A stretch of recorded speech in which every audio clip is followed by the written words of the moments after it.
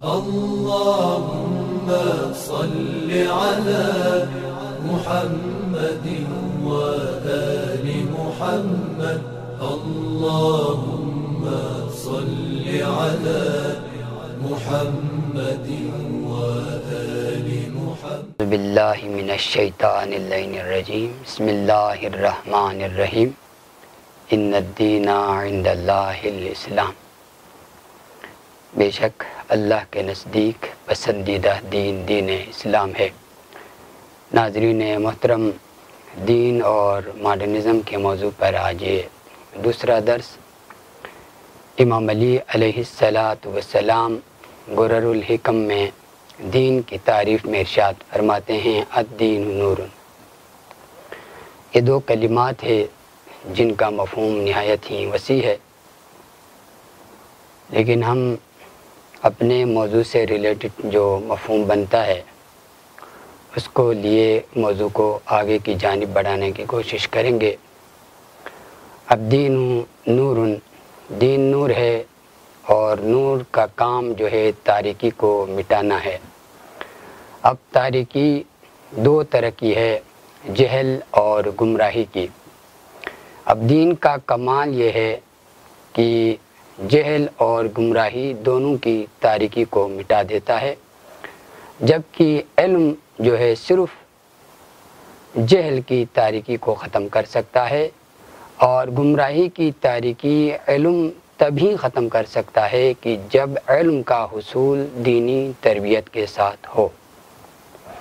اسی طرح غرر الحکم کے اندر امام علی علیہ السلام ارشاد فرماتے ہیں دین سے دوری اختیار کرنا امن اور امنیت سے دوری اختیار کرنا ہے. جو شخص ناامن جگہ میں زندگی گزارتا ہے وہ بے عقل ہے، اور بے عقلی موت ہے، اور مردہ انسان کے ساتھ کوئی زندہ انسان زندگی گزارنا گوارا نہیں کرتا ہے. ان دو فرامین کی روح سے اگر ہم دیکھیں تو مولا دین اور عقل کے درمیان ایک ربط اور رشتہ قائم کر رہے ہیں. یعنی دین عین عقل ہے اور عقل عین دین ہے. ان دونوں سے جو بھی دوری اختیار کرے گا اس کے لیے ہلاکت ہے. اب ماڈرنزم بھی عقلی اور فطری بنیادوں کے مطابق ہو اور ہر نئی بات اور نئے کام کے پیچھے عقلی دلیل قائم ہو تو یقیناً اس طرح کا ماڈرنزم دین سے کوئی تناؤ اور اختلاف نہیں رکھتا ہے.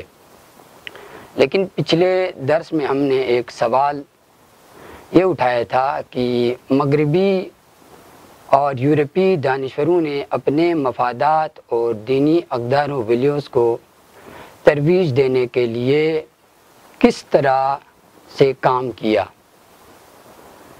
تو اس حوالے سے اگر بات کی جائے تو اس ماڈرنزم کو ترویج دینے کے لیے مغربی اور یورپی دانشوروں نے جس چیز کا زیادہ سہارا لیا وہ لفظ آزادی ہے.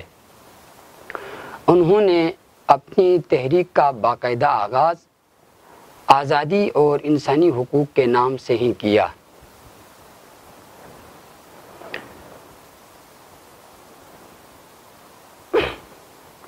اب اگر عالمی حالات کے تناظر میں بات کی جائے تو یورپی اور مغربی دانشوروں کا گھمنڈ اس حد تک بڑھ چکا ہے کہ اب وہ آزادی اور انسانی حقوق کے معیارات کو طے کرنے کا حق بھی صرف اپنے لیے دیتے ہیں، جس کی مثالیں بدلتے ہوئے حالات میں ہمارے لیے ملتی ہیں.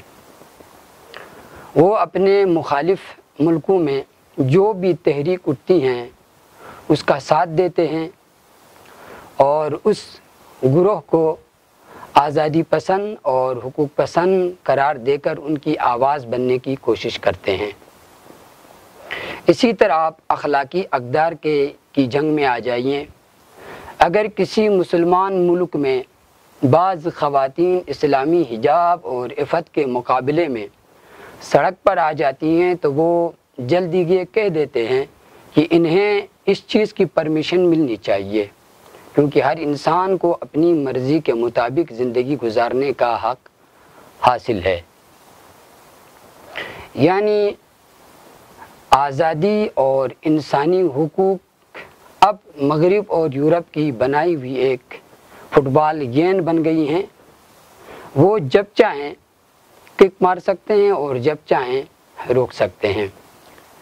یقیناً مسلم امہ اور خاص کر مسلم جوانوں کو یہ سوچ لینا چاہیے کہ یہ جو ماڈرنزم کے نام سے آزادی اور انسانی حقوق کے نام کی جو تحریکیں چلتی ہیں، یہ فقط ایک سراب ہے جس کا اصل جو مقصد ہے وہ دینداروں کو دین سے دور کرنا ہے اور انسانی اور اخلاقی اقدار پر مغربی اور یورپی اقدار کو تسلط دینا ہے، اور یورپی اور مغربی مفادات کے مخالف چلنے والی حکومتوں اور ملکوں کو تقسیم کر کے انہیں کمزور کرنا ہے۔